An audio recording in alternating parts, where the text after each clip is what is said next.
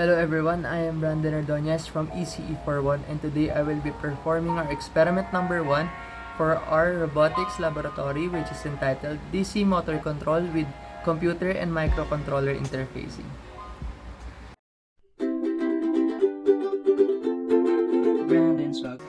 Hello everyone, so now let us proceed with our experiment. So the first instruction of our DC motor control experiment is to create a program that will control the direction of the motor by sending character message to the microcontroller. Sending character A will make the motor rotate clockwise. Sending character B will make the motor rotate counterclockwise. Sending character C will cause the motor to stop. For the second instruction, it is to create a program that will control the speed of the motor by controlling the pulse width of the microcontroller. The width of the pulse depends on the send trigger to the microcontroller, ranging from 0 to 255. Sending 0 will cause the speed of the motor to the slowest, or stop. Sending 255 will cause the speed of the motor to the fastest. So after that, we would proceed with building our circuit through freezing here. So for the materials needed for this experiment, we need an L293D integrated circuit, a 5V DC motor, your Arduino Uno, and some connecting wires.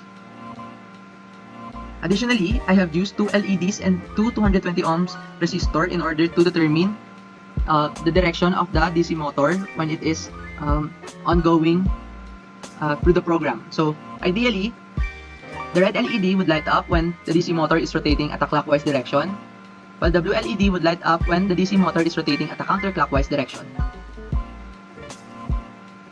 So for the connections, pin 1 and pin 8 are connected to the positive terminal of our breadboard. Pin 2 and pin 7 are connected to our Arduino Uno, pin 5 and pin 6 respectively.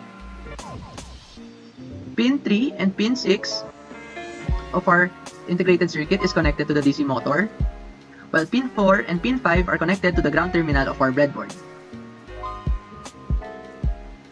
So in order to determine the rotation of the DC motor, I have used pin 3 so that when the DC motor is rotating at a clockwise direction, the red LED would light up, which is then connected to the ground.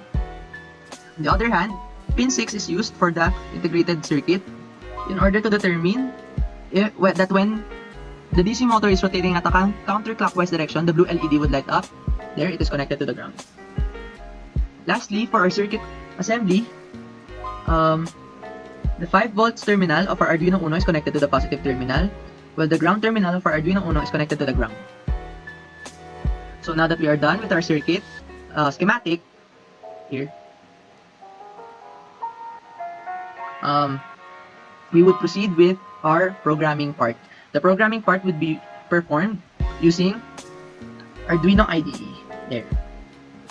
So first, we had set up the pin 5 and pin 6. This would be our output. So here, we have established that DCP1 is pin 5 and DCP2 is pin 6. We have regarded them as our outputs. Next, these are just messages that will show up later when we are simulating our circuit. So you can now control your DC motor and the controls are sent here. Okay, for the void loop, for case A, pin 5 or DCP1 would be low and pin 6 or DCP2 would be high when A is inserted in the serial monitor, and a message would appear saying that it is now spinning in clockwise. Next, when B is inputted in our serial monitor, pin 5 would be high and pin 6 would be low. Therefore, a message would appear meaning that the DC motor is now spinning in the counterclockwise direction. Lastly, when C is inputted, both terminals, pin 5 and pin 6, would be low, meaning that the DC motor would stop. Next, for the speed control. Again, we have determined that we had established that pin 5 and pin 6 are DCP1 and DCP2 respectively. Here, we established that the DCP1 and DCP2 are output pins.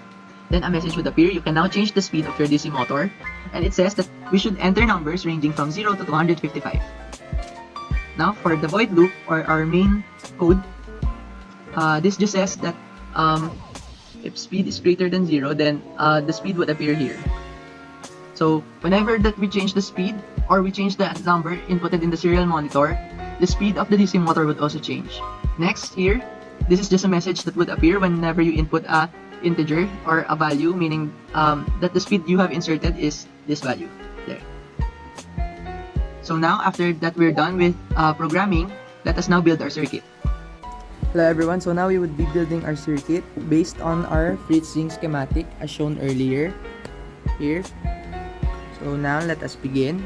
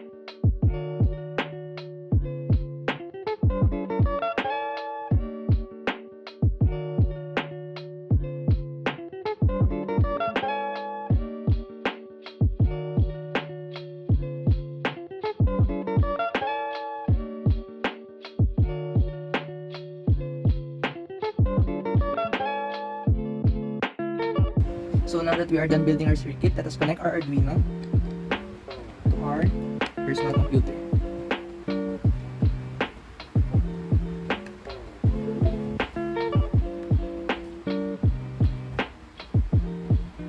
There. So now let us head to Arduino IDE and we would upload our prepared code.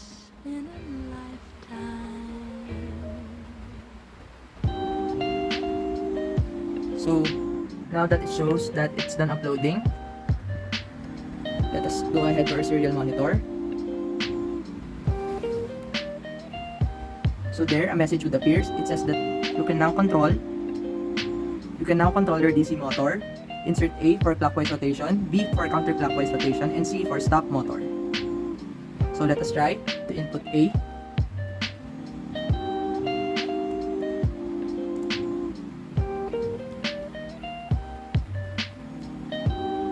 There, we could see that the red LED is lit and our DC motor is running in the clockwise direction. Next, I will try to input B.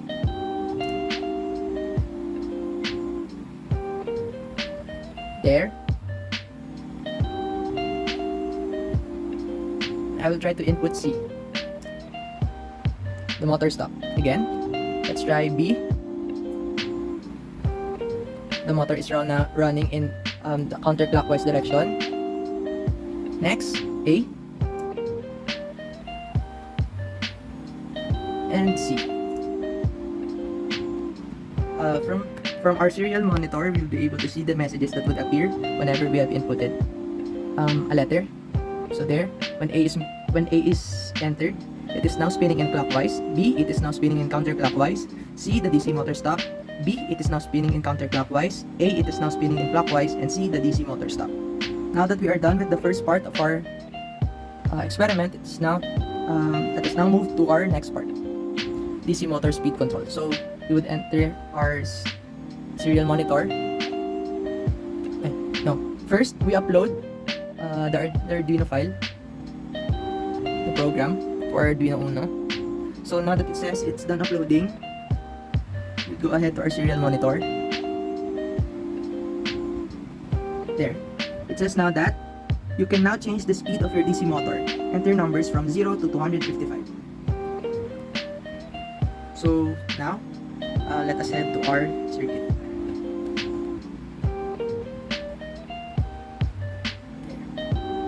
So when I enter 255,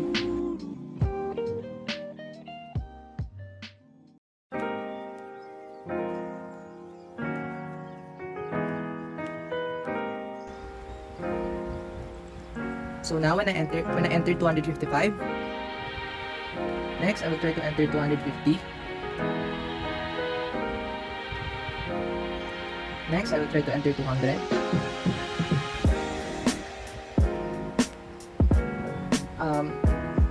It may not be seen in the video, but DC motor is now spinning slowly.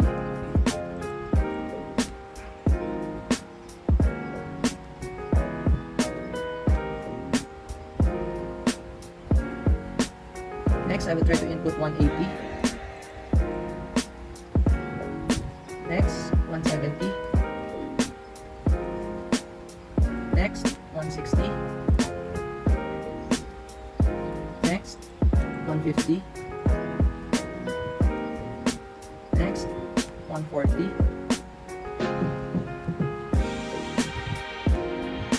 Next, 130.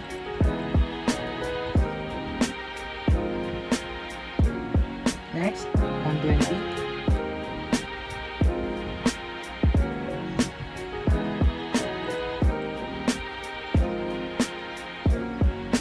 Next, 110. There. Next, I will try to enter a small value like 1. There.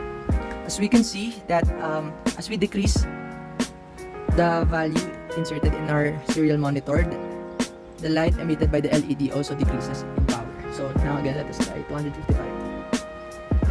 You could see the difference of 255 and 1. See? 255 and 200. Not much difference since it is close in value. 200 and 120. There. So now we are able to finish our experiment. So these are the messages that would appear in our Arduino serial monitor. I am not able to input 0 since whenever I input 0, no message would appear.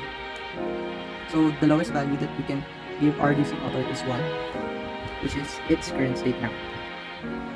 So that is it for our experiment number 1.